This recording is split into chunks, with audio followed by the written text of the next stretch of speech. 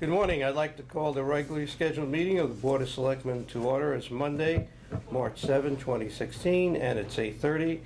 First order of business is the Pledge of Allegiance. I'd like to ask Selectman Balistraci to lead us, please. I pledge allegiance to the flag of the United States of America and to the republic for which it stands, one nation, under God, indivisible, with liberty and justice for all. Thank you, Carl. Item 2, public forum, limited to 3 minutes on any agenda item. Anybody wishing to address the board? I don't see any, so we'll move along. Item 3 is approval of the minutes, February 16, 2016, which was a regular meeting. Do I have a motion, please? So moved. Second. Any additions or corrections?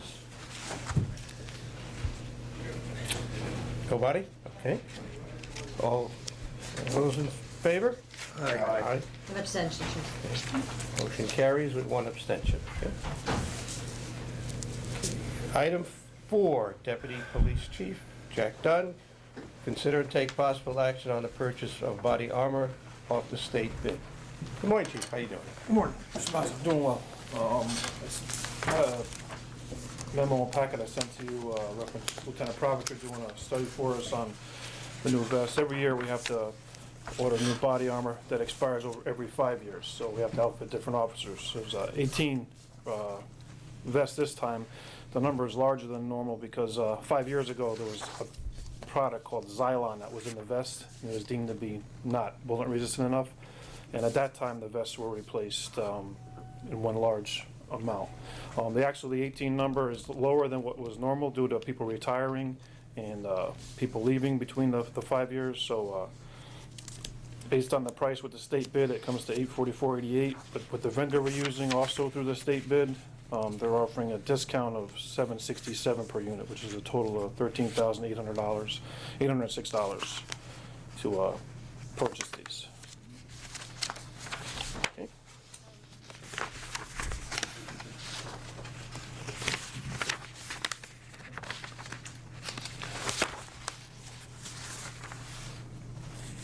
And I'm sorry, but I didn't, you might have said it, but I didn't hear.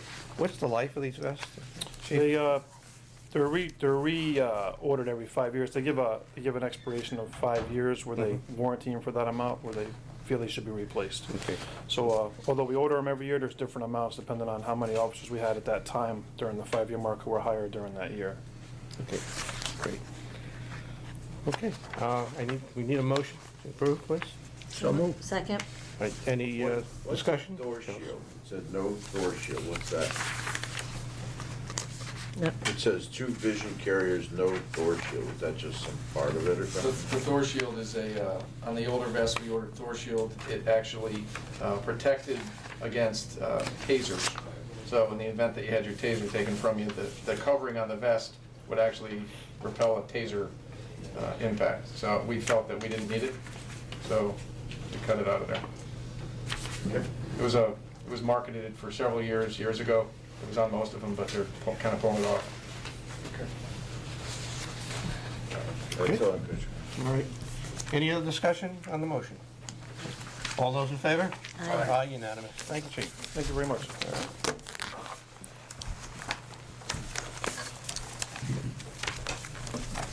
Item 5, Environmental Planner Kevin McGee.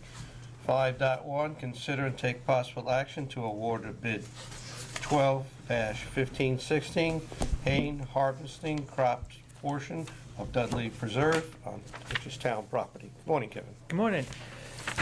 We went out to bid again. It's about a 5-year cycle that we have for these hay licenses on the what's our first one? On the Dudley Preserve here. We've received a bid from Potter Family Farm and Half Mile Acres. Potter Family Farm was a bid of $110 per an acre. For a total of 19 acres we're doing, so they have $22,109 for a year fee. Half Mile Acres provided a bid of $77.50 for yearly bid of $1,472.50. The Ag Commission has reviewed both parties there, Potter Family Farm and Half Mile Acres. I also verified the references for Potter Family Farm, and they came back really good there. So they were recommending that the Potter Family Farm do the Dudley Preserve this time around. And this is an increase from last time. Last time, Half Mile Acres was $40 an acre for $760 a year, so we've got some little bit increased revenues with this rebidding this time around. You said was $40 an acre? It was $40 an acre, yep. It's actually, the leasing of these hay lots have become very competitive lately. Wow. The current going rate, my understanding with the water company property is $75 an acre. And so the bid that you're recommending with the approval of the Ag Commission is $111. Is that correct? 111, I'm sorry, I mistyped something in my letter here, but 111, correct? That's correct, 111, right? Okay. That's quite a jump. Yes. Okay, all right. Not arguing with it. Yep, it's like I said, it's becoming very valuable land. Farmers are, little smaller farmers are starting to expand out a little bit, and instead of buying grain and stuff like that, or buying outsourcing, if the material is close by for them to hay it themselves, they benefit from it. And it helps the promote ag in Guilford, so it's a good thing. And the price of hay bales is going up. Now, does that include, don't they fertilize the field? And Correct, they have to, as part of maintain the soil pH correct, in the right zone there. And then they have to make sure, as part of it, they cut back the edges so the woods and other brush isn't growing into their fields. That's all part of their contract. Okay, and this is for 35 acres, correct? 19. There are 19 acres. 19 acres. They're on the letter's backwards there, so they're the bottom paragraph. Okay, all right, here we go. All right, great. Okay, do I have a motion? So moved. Second. Any discussion? All those in favor? Aye. Unanimous, No, okay. Nope. I abstained. I'm sorry? Mr. Potter's a personal friend of mine, and I actually encouraged him to bid for this, so I abstained. Okay. We have 4 in favor, 1 abstention. Thank you for pointing that out, Gary. Okay. All right, 5.2, discuss and take possible action to award bid 13-1516, haying, harvesting, crops, portion of Northern Heights, and this is town property also. Town property also, 35 acres. That's the 35 acres, That okay. we're bidding out for. Yep, We had Half Mile Acres, and then 3B Ranch bid for this one. Half Mile Acres provided a bid of $100 an acre for a total of $3,500, and 3B Ranch provided a bid of $75 an acre for a total of $2,625. So they're recommending to go with Half Mile Acres on that property there. This is actually a decrease in the past period there, where 3B Ranch originally is currently paying on this one coming off is $140 an acre, and they reduced their bid to $75. I believe at the time that they were just starting out in the business and were trying to find what they could for fields. And now, since they're quite spread out with different fields, I understand they're went back to the competitive number there. okay. So recommending, like I said, $100 per acre for Half Mile Acres there. Okay. Let me just ask a question. Would both of these bids published at the same, the RFPs, the same time, Yeah, they both went out at the same time. and open at the same time? One was done, I'm not sure why it went the way it did, because they're both published the same periods, where one got opened the next day. One was a Tuesday opening, one was a Wednesday, or Wednesday, Thursday, but there was a day between them. Do you know which was which? The Half Mile, or the Dudley Preserve was the first one, and then the Northern Heights was the second day. Okay. I'm not sure why it went that way. I'd rather prefer them both on the same day and stuff. I'm not quite sure why she did that. So you're not opening the bids, that's Pam, right? Right. Correct. Yeah. Right, Correct. now, Yeah, it goes in the selectmen's unfortunately, office, sealed she's- envelopes Yeah, and yeah. stuff there, so She's on vacation, so we can't ask her, but it would seem more appropriate to me that they be all on the same day, because there's a bit of a fluctuation in the price here, yeah. Okay.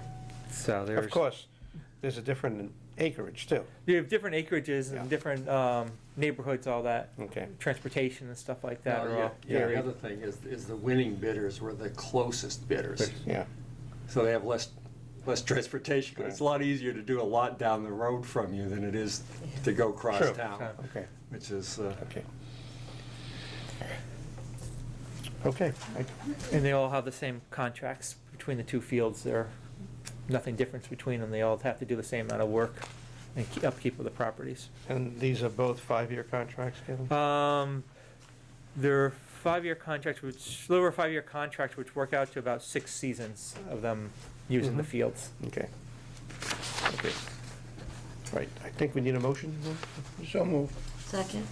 Any discussion? Okay. I'll call the question. All those in favor? Aye. Everybody voted in favor, so, okay, good. Thank you. Kevin, Yep. on the East River Preserve, the big field, Yep. we're not allowed to hay that or put it out to bid for hay? Gary started discussing that with me too. We've been using the neighbor that does glosses because we can't maintain, or we have to look into what we're allowed to do to maintain the grass cover there. But since right now we're not fertilizing and stuff like that, we just have the person that does the glosses property next door just come over and cut ours down. Well, that's good. I was worried about the trees and stuff encroaching on that field Yeah. too, because that's really a beautiful. he actually does Yeah. a good job with it. The issue there was, because of the NOAA grant and the protection of the waterway, there's a concern about fertilizing. Oh. Because there's a concern about fertilizing, there's a limited growth. So it's not, I know a couple of these other people looked at it, and there's not a lot of hay that's generated, so, and it's a one cut a year because of the The bird and nesting it's issues. a nesting the- area, so The grasses are thinning out, so it's not really as valuable and stuff. So Yeah. it's- Kevin's gonna look into it. If there's a way that we could fertilize it that would generate more grass, then maybe we could put it out to bid, but I think the guy's kinda doing us a favor by cutting it. I was just worried that the, forest was gonna encroach on the field. No, because he- it's Correct, yeah, we've been, ever since back we cuts, turned he it does a over, pretty good it's been cut, so it hasn't Good. been left a season without being cut. Anything else for Kevin while we have him here? Okay, thank you, Kevin. You're welcome. Right. Item 6, Town Engineer Jim Portley. Discuss and take possible action to award bid 14-1516 Water Street parking lot reconstruction. Morning, Jim. Good morning. We had 10 bidders on this project, got a lot of response. Low bidder was Layden Industries, a price of $486,544.74. Done all our due diligence, checked them all out, everybody gives them a very high marks as far as performance. I think it's a well-designed project and we're ready to get going. We're gonna be, in the next couple of weeks, we have to go in and put the underground electric in because there wasn't enough money in the grants and our own funding for that. So Public Works will work, we'll have work with a electrician. We'll get all the underground conduits in for the lights. There's 21 lights that are same style as on the green, so it'll carry the same feeling, and it's like an extension of the green into the back area. We'll get that done. Fire department has requested that a hydrant be installed in that back area. There's a number of there is no fire service, so if there's a fire, they have to bring the water line in from Woodfield or from water. So as part of this project, the water companies agreed to put a hydrant back there. We will do the digging, they will do the installation of the couple hundred feet of 6-inch line for the hydrant service. So we'll have to get that done before we have Layden begin, but it's, we're trying to schedule it all, get it going, as well as doing all the rest of the project. So I would recommend that the Board of Selectmen award bid 14-1516 to Layden Industries, and I hopefully will have very good and successful project. Jim, before we move on this, you'd like, for the purpose of the viewing audience, you want to give us a timeline on the project here? Public Works will be out there working, we're taking the trees down this month, and so the construction will begin this month. As I said, the underground and the service. The actual construction with Layton Industries, we're planning to hold off until at least the 28th of March, and then they will have to have been completed by the end of May. Okay. So that they will give them 2 full months to get in there and get this job done. Will the parking lot be virtually unusable for that 2 No, months? no, it's part of the specs is they have to maintain it, and, they'll have to do their work in segments, do one section, there's about 5 different sections there that they can divide the work up into. They will probably go in there, because it just makes much more sense than anything else, to go in and pulverize the whole existing pavement entirely. Get that rough shaped before they do any final work, but do that all at once. And so for a period of time, there will be, it'll be like a gravel parking lot. But as sections get done, with sidewalks done, and each section gets completed, then they probably will come back and pave it all at one time. There's some grading there, some changes in grade. You've all been back there, you know that the drainage back there is not the best. So we're not adding any drainage, we're just reshaping the surface so the drainage to the catch basins that we have now. With the help of the fire department, last week we went in with a camera and looked at the condition of the pipes, and we've decided that we don't have to replace all the pipes and the drains. So they are still in serviceable condition, so we're not going to do that. Just trying to get clear what exactly we want to get accomplished as part of this project.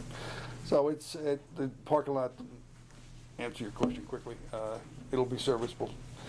People will have to be a little bit patient with us. It's typical with any construction project. You can't just close it down, or you just can't just wave your wand and have it done. It takes time, but it'll be good. Patience. Any other questions from the board on the project? Is there also some septic construction going on simultaneously? Well, we've told the owners that if they're going to do it, now is the time to do it. Right. I know several of, I talked to Dennis Johnson last week, several are contemplating making upgrades. So it's, hopefully they'll get them out of the way, and then go from there. Good. All right? Okay. Brian, while we're on the subject, you want to mention anything from the business owner's point of view? Just briefly.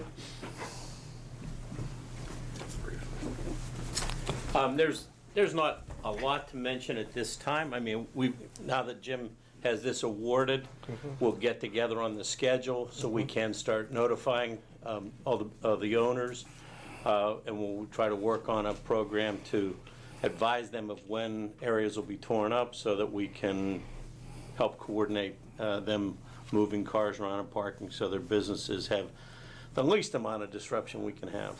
Okay. And I will add, before we obtain a motion, I will add that the business owners and property owners, I should say also, mainly, have been involved in the process all along, and have had quite amount of input on the design of this project, and are will be aware of the schedules now. Okay. Yeah, I mean, Jim had mentioned he's going to shoot to have it done by the end of May, which they had hoped to have done so that it would have the least amount of impact on their summer schedule. I mean, all of them are in favor of the project. They recognize a little pain for gain, but they want to get that done and recognize how it'll improve the whole efficiency and appearance of that back area. Okay, thank you. I guess we need a motion to award the bid. I made the motion. Oh, you did, I'm sorry. That's okay. I will second it. Okay, all those in favor? Aye. Okay, thank you. Thank you. Thank you. Let it get away from me, thank you. Okay, item 7, Parks and Recreation. Director, Rick Maynard. We have two. Discuss and take possible action to purchase grass seed off the CROG bid. Rick. Good morning, I'm Tony Tony, Anasoni here with you. too, Good the morning, park Rick. foreman. Morning, Tony. Morning, everybody. Right. So Tony looked at the CROG bid and looked at the three lowest numbers for all the products we get, from fertilizer to different types of grass seed, blends, and field marking lime. And Turfus is the product we use to put on, to absorb puddles on the clay infields of the baseball and Little League softball fields. And so the result was at Site 1, which used to be John Deere, which used to be Lesco, the Guilford company. They're now called Site 1. They're the ones in town here. They were $8,337.80. Prolon, which is Massachusetts, was $8,189, and Winfield was $11,806.59. So the difference between Lesco and or Site 1 and Prolon was about $149. It's a local company. In addition, there's a 2506 fertilizer that Prolon doesn't have, which is something that we use, and they don't have that blend there. It's also 50% sulfur-coated urea, which means it's slow release, so you don't have a fast greens up slowly over time, and 5% iron. So Prolon doesn't have that. So the total, we're requesting that the Board of Selectmen approve Site 1, local company, $159 difference, but they also have that 2506 that Prolon does not have. Winfield has it, but their total price was 11,000 something.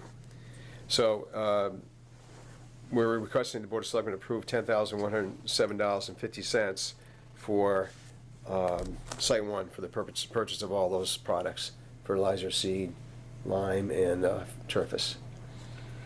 Rick, my recollection from prior years is when we used Lesco or Site 1 was that you didn't have to pick it up all at once, and that was a plus as well. It's a great plus. It's a warehouse. Yeah, we don't have to store like 200 bags at our garage. You know, whatever we need, we just go and get it. We go right to there to the sites.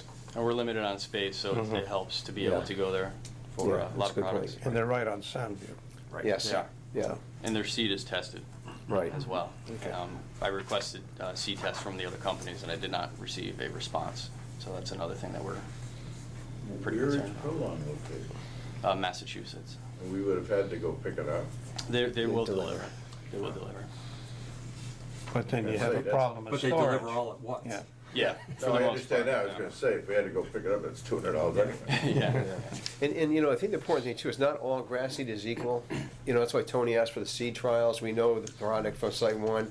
You know, you get some types that you have very low germination, or 80% germination. The stuff we get from Site 1 is more like 95% germination, has lower weed seed content, and so that, all grass seed isn't the same. And so we look at that too, and look at where they are in the seed trials. And as Tony said, he tried to get the list from the other two companies, and he never got it. So we don't even know what the quality of their seed. We do know what the Site 1 seed is. Okay, and it is off the CROG bid anyway? Yeah. Okay. I would move we approve the Site 1 bid for $10,107.50. Second. Any discussion on the motion? All those in favor? Aye. Aye. Unanimous, Aye. thank you. Thank you. We have one more, 7.2, this, consider to take possible action on the purchase of a John Deere tractor. Right, I think you probably have the quotes there in front of you. Tony solicited again 3 quotes. G&H Equipment, New England Power, and Mid-State Tractor. For the tractor, the base price for the tractor, Mid-State was lower at $21,260. And then with the rear blade attachment that we'd like to get with this tractor, for $3,640, you see the results there. G&H Equipment was $27,309. New England Power, $25,486.52. And Mid-State, $24,900. And so we request the Board of Selectmen approve the purchase of that tractor with the blade attachment from Mid-State for $24,900. This is replacing the 1965 Ford that we have. And we have $28,500 budgeted, so we're well under budget. Trade in the. Yeah, yeah, but the tires are still good. Maybe they'll give you something for it. Yeah, we could try. Scrap value. Yeah. All right, do we have a motion for discussion? So moved. Second. Okay. Well, so moved mid-state, obviously. Yeah. Right. Okay. Thank you for clarifying. Your second, I'm sure, was that for that? What's mid-state? Okay. I knew what he meant. Okay. Okay, then, just to follow up on Charles's question before the motion, there is no trade-in value on the old equipment then? I guess we had asked, but I think they only deal with John Deere products. Okay. So then this equipment that we're replacing will then be put on Pam's list to be put on the website to sell and dispose of according to our policy. Right. Okay. No other department, I assume, will want it. Well, it's a relic. Or an antique. Antique. Antique, right. Well, we'll put it on the list. Carl to collects sell. historical stuff, you know, maybe. No, his wife won't let him anymore. Maybe someone will spiff it up and use it in the fair parade. Yeah, right, that's right. Repaint it and put it in the fair parade. Okay, motion's been made and seconded. Is there any further discussion? I see none, I'll call for vote. All those in favor? Aye. Aye. Thank you. Okay, gentlemen, thank you very much. Thank you.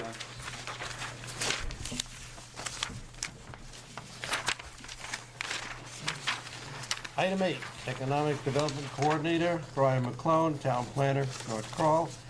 8.1, receive an update on RFQ, RFP 4-1516, development and possible sale of town-owned parcel on Whitfield Street, AKA Pages Lane, and discussion committee selection to review proposal. Good morning, gentlemen. Good morning. Floor is yours. Pursuant to our discussion of 6 weeks ago or so, the purchasing department issued the RFQ to solicit proposals to develop and/or use the Pages Lane property. That RFQ was issued on February 26th, I believe the date was. Proposals are due on April 8th. You'll recall that we're interested, at least as the first order of business, to try to implement the Town Center South plan, one of which main recommendations is to use the Pages Lane property for sewage disposal system to support development in the Town Center South area pursuant to the Town Center South plan and under the Town Center South zoning regulations. On the advice of several of our experts who we consulted, including our own counsel, the RFQ is written in a broader way so as to accept and encourage proposals of any kind to use the Pages Lane property. We do expect and believe that some developers and property owners in the immediate area of Pages Lane will submit proposals. There may be other proposals as well that we haven't heard about or heard of, and it is of course open to any person or persons, corporate or otherwise, to submit proposals. We're very excited about this, very interested to see what kind of proposals we get. Hopefully we'll get some interesting ones to compare and ultimately recommend to the Board of Selectmen. As part of this process, we initiated the public involvement in this with a meeting of representatives of the Town Center South Planning Group, those who prepared the plan, many of whom are still active. This goes back to 2007 now. We had a good meeting in this room, including residents and property owners in the area. I think the overall reaction was very favorable to what we want to do. And again, we're hoping to get some good proposals. The one action that we hope the Board of Selectmen will take in the next few weeks is to appoint a committee to review these proposals. We're talking to Joe about some recommendations. We're interested in any members of the public who are interested in serving on such a committee. We anticipate that we'll want to include residents, we want to include other property owners in the area. We'll want to include representatives of some of the key town agencies involved, Economic Development Commission, Conservation Commission, Water Pollution Control Authority, several staff, Brian and I, hopefully, Dennis Johnson, who's intimately involved in the sewage disposal aspect of this. Hopefully Joe will be making some recommendations to you in the next couple of weeks to form a committee to review these proposals. So that's where we stand. When is the RFQ, or when is it due back? April 8th, I believe is the date. Copies of it are available on the town website and through the various other sources where we publish this type of material. It does, the RFQ references the town studies that have been made pursuant to this, the Town Center South Plan, the so-called DIMAR report, which is the sewage disposal feasibility study that the town completed a few years ago. All that information is available to anyone who may want to make a proposal along these lines. I don't know if Brian wants to add anything to that, but that's a brief summary of where we are. No, that pretty much covers it, George. The one thing that I guess to add to that, one other reference is the Town Center South overlay. There was a recent article that appeared in the paper that referenced the Town Center South plan, and some of the issues and points they brought up were not per se defined in the plan, but they were defined in the Town Center South overlay zoning, which kind of allowed some of the things that were in the Town Center South plan. So it's just another reference document that potential bidders will be looking at to make sure they're in concert with that and our existing zoning that's in place. And then one other thing, for prospective bidders, developers, George and I are a point of contact. However, per our procedure, we're supposed to be emailed questions as opposed to phoned in, so that we can collect all the different questions, and as time goes on, might have to put out a Q&A kind of response thing so that everybody involved sees the same kind of answers to the questions being asked. One thing I want to correct, sort of make a correction to what George said, is that anyone who wants to be on the committee, they can submit their name to me, but I will not make the recommendation to this board. I will forward the name to George and to Brian, and these gentlemen will then make recommendations to us five. Okay. Okay? Sounds They will do the vetting.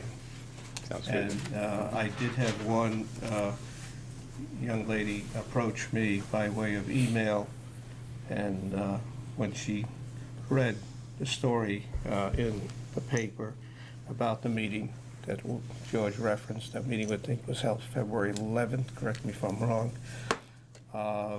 with the community, and she wanted to be involved, and I forwarded her name over to George, and I tried to believe, I know George has her name, but that's the way it should work. And then the Board of Selectmen will have all the names, Right. and then can choose who to put on this committee, and So how many people should be on the committee. So the committee will be a ad hoc committee from the Board of Selectmen.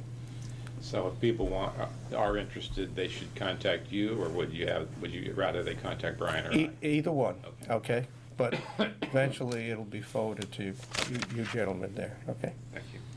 All right, questions, comments from the board? Go right ahead. How many people do you anticipate on the committee?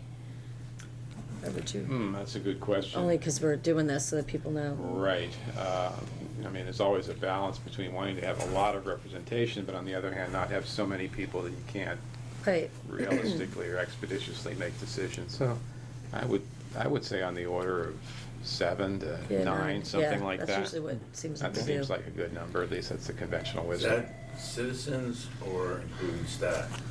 Well, that's another good question. Typically, staff are not voting members of the committee on projects like this, so again, that'll be up to you to decide on that, and probably depend on partly on how many people we actually get who want to serve on this.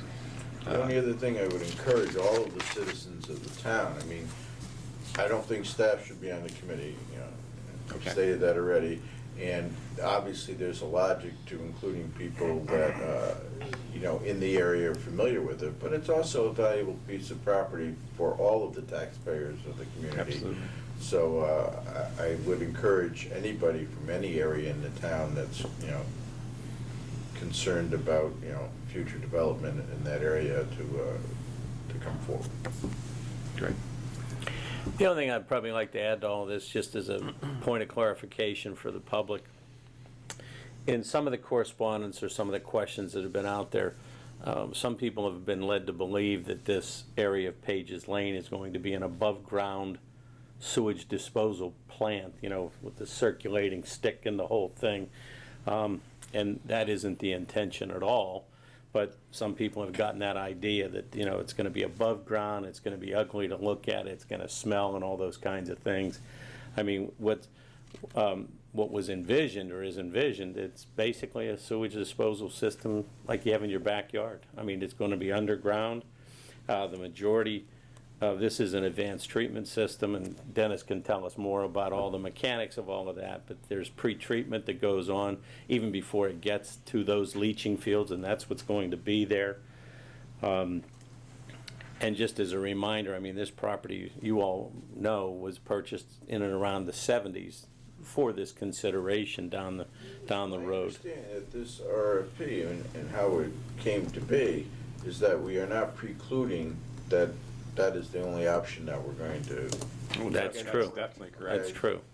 That's open to any I mean, idea. at this point in time, it's an RFP for the community to decide what's best for this piece of property.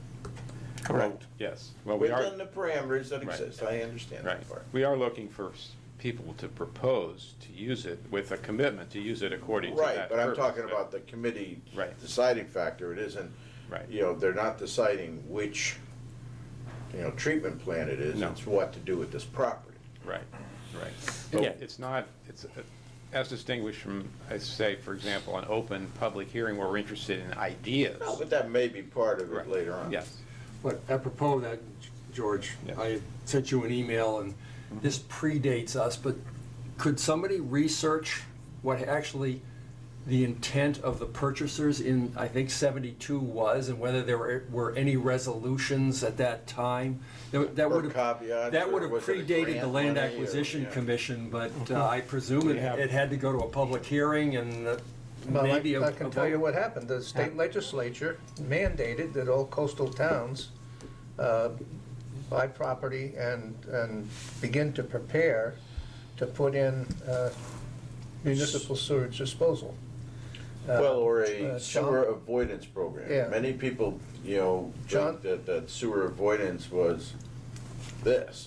John Long was appointed chairman of the committee. He was an engineer.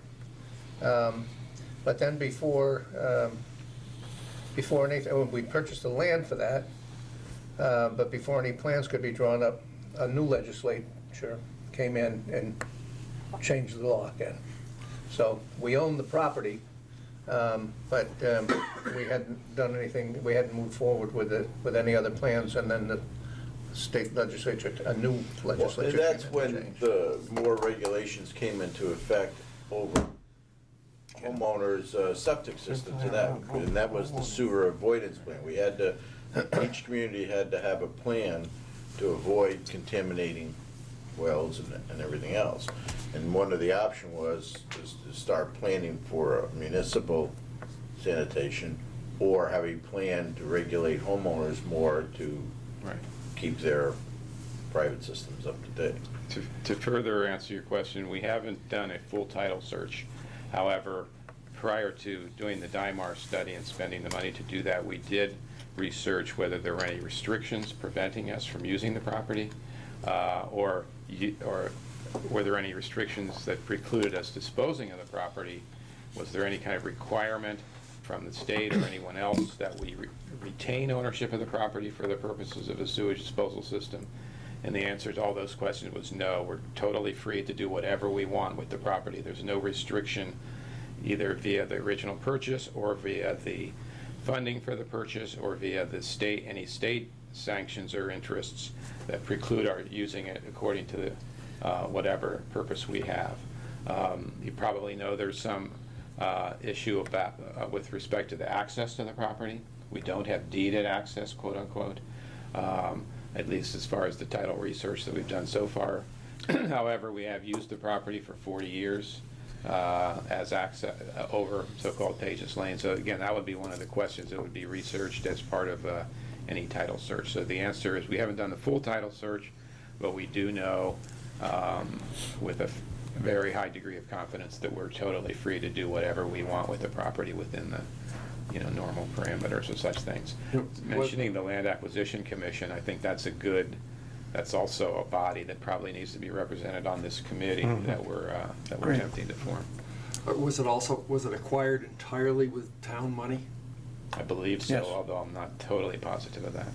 It wasn't acquired as one. It wasn't one single ownership. Right, Either there were multiple I saw there were ownerships. 7 pieces there. Right. It was acquired all at the same time, but I believe it was all town money. And whatever is decided to do with the property, either be a sale or a lease, has to be decided by, depending on the price, town meeting and/or referendum. Yeah, It can't be this board or the Board of Finance. Has to- Brian and I can't make it. Definitely not you two. Has to be a town meeting or a referendum. And the reason I say and/or, if it's over $1 million, it goes to referendum. That's, I didn't know that. yeah. Yeah, my own point is I think it would be prudent to have all the relevant research done before we make a decision. Oh, absolutely. You know, No question. One of the whether things- there were Board of Selectmen resolutions at the time or whatever the wording of the referendum was, or et cetera. Pam has suggested that, and I think in terms of her due diligence, Pam Millman that is, that we, depending on the type of proposal we get, that type of research might well be, and also the title research might well be the responsibility of the proposer, especially if we select a proposer. So the town doesn't have to incur those expenses, but that decision, I think, will have to depend a lot on what kind of proposals we actually get, assuming we get some that are fairly beneficial to us. I don't have a problem with that, but I do think we have to be careful having a developer do the research. Yes. One thing we have learned so far, I think Brian will agree, that there'll be lots of lawyers involved. Right, Cindy? Cindy's ears just perked up. I know. Hopefully not. And maybe a small point of clarification, we all that have been involved close to it understand when we talk about Pages Lane and where it is, but it's, essentially halfway between, or roughly, between Whitfield Street and the Guilford Yacht Club. Again, some of the questions, comments that I've heard, people almost think this is down in the marina area, and there's something going on in the marina area. So I just want to clarify that this piece of property is not there. And there's been suggestions that the town's trying to sell off the crown jewels. So I don't, maybe everybody's point of reference is a little different. I don't view this piece of property as one of our crown jewels, and we're certainly not selling the marina, in case anybody is questioning that. In all of the controls of that property, obviously there are nesting sites in there now. Is that part of the? Mm-hmm. Okay. That's referenced in the. Any use of this will be subject to all of the usual rules and regulations, assume that, that affect private property owners. But I think you have to zoning, keep, et cetera. I'm sorry, I think you have to keep reminding people that we we approved a plan, in place, not, well, the specific, obviously, but a concept and. Kind of a vision of. Yeah, so Absolutely. that Yeah, you're gonna, of the course. goal is that you're looking to invite people so that the plan can start taking effect, but they have to be in keeping with the plan. I mean, that's the whole, That's the so, Definitely. I mean, that should keep, I think that emphasis needs to be made Part of that- consistently so that people feel reassured, No Brian, to what question. you were saying. Yeah. Part of the vision of the plan, again, not that it absolutely has to end up this way, but once the sewage disposal system is built, on the surface, we have property for public access. Right. A public park, probably not, ball fields and soccer, but probably, although that's not precluded, but at least the vision was a passive recreation area. It's a beautiful piece of property. It has fantastic views of the marshes and, Right. as you mentioned, wildlife habitat. None of that is precluded by having a sewage disposal system underground. And that, I think some of us expect and hope that whatever development proposal we get will end up with that kind of development on at the tail end of this process. I have to chuckle inwardly when you mention it's a crown jewel of the town. The man who owned the property, or most of the property before the town bought it, was Mr. Preston. He used to empty septic tanks, and he had his junk cars down there, and it was just a dirt road. We'd go down and see what we could find every month before they cleaned it up, because it was a real junkyard. But, Well, Carl, a lot's changed since your time. yes, I know. Now it's got a marsh view, so it's $1 million property. That's right. And one of the purposes of this committee would be to evaluate all of the RFPs, RFQs that That's the come in. primary, Yes, that's sure. That's the That's the primary purpose goal. of it, really. I mean, because obviously there's a purchase price, it's a development, I mean, what is going to be developed that potentially benefits the greater part of the town? And it's And- the vision of what these developers have for this Right. property, so. Okay, It's very exciting. good. All right, again, for anyone viewing this tape, anyone who wishes to apply to be on this committee, feel free to contact my office or George or Brian's office. So, contact information is on the website. I mean, we hope to have the committee resolved around by March 25th, somewhere, towards the latter part of March. Again, the proposals are due April 8th, so we want to get the group together right after the proposals come in to start evaluating them and, move forward from there. So I would suggest that you get your information into one of us sooner rather than later, because we've got a couple of weeks to get this committee together. Right. Okay. Anything else? Anybody? Okay. Thank you. Thank you, gentlemen. Okay.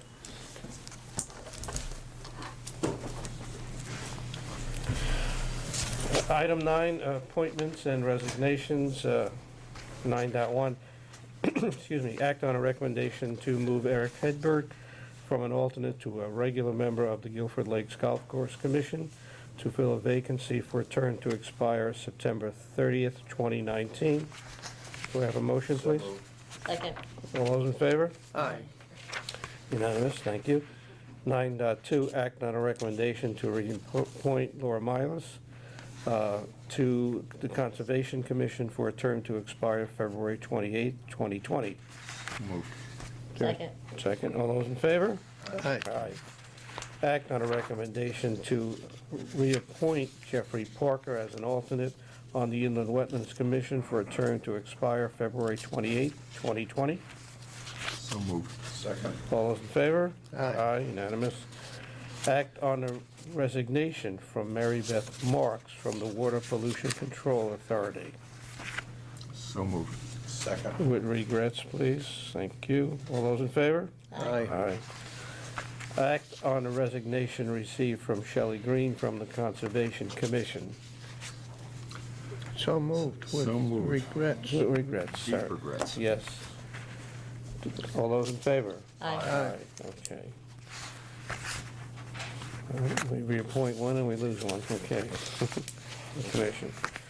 Item 10, request for the use of town property. We have 10.1 through 10.13. Gary? I would move that we approve the 3 uses with 2 signs as delineated in the agenda. Is there a second? Second. All those in favor? Aye. Unanimous, thank you. Correspondence? Only correspondence, well, I have one that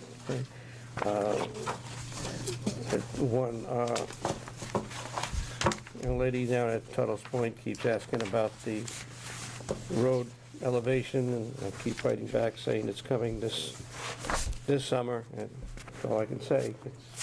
We gotta get through winter, but it's on the list, and it's gonna happen.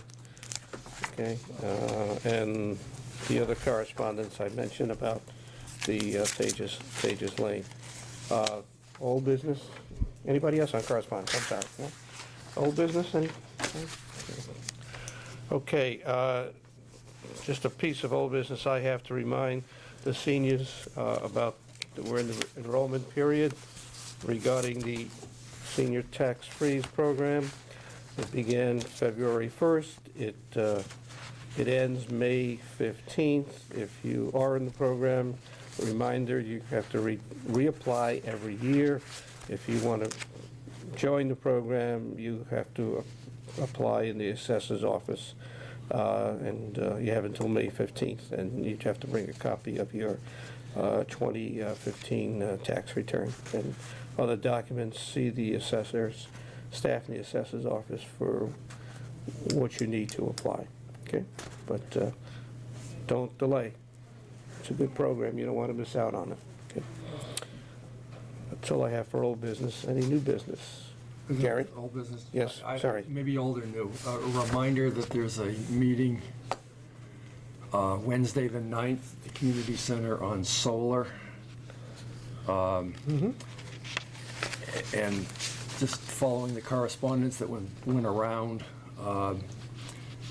the town and the Energy Task Force is not specifically recommending the vendor that is involved with making the presentation, as they feel there are multiple vendors that are qualified, but I think they believe that the solar project is worthwhile and valuable information will be provided, and everybody that's interested would be encouraged to attend. Yeah, I'm glad you brought that up. That's a good point. The Register had an article, it was last week, and there's a quote from me on it. The town has not endorsed any of these vendors. I'm glad you pointed that out. And there are about a half dozen or so vendors, but if you're interested, by all means, attend the meeting. So. And that does not imply that the vendor isn't qualified, the vendor that's making the presentation isn't qualified either. No. It's just there are multiple qualified vendors. Right, okay. Okay, I don't know when this tape is going to run. We never know. It's up to GCTV. The town doesn't control GCTV, but by some chance, if it runs before Tuesday or Thursday, the Board of Finance is having their annual public hearings and workshops on the current budget that's under consideration for the fiscal year 2016-2017. Begins tomorrow. Tomorrow being March 8th at 7:30 in the community center. So by chance, if it runs before March 8th, and then the March 10th, which is the workshop meeting, interested in the town and school budget, I urge you to attend. It will be taped, however. So, but who knows when this tape runs? We have no control over it. So I throw that out for information. And then the dates are on the town website and the school website. And that's all I have on new business. Anybody else? Okay. Our next scheduled meeting is March 21st, 8:30 in the morning. And we do have a couple of town meetings that morning at 8:15. Okay, everybody be aware, we'll remind you all. A couple of town meetings and a public hearing on March 21st, 8:15 in the morning here, okay? Any further business? Then I'll call for a motion to adjourn. So moved. Second. All those in favor? Aye. Aye, thank you, everyone. We're adjourned at 9:25.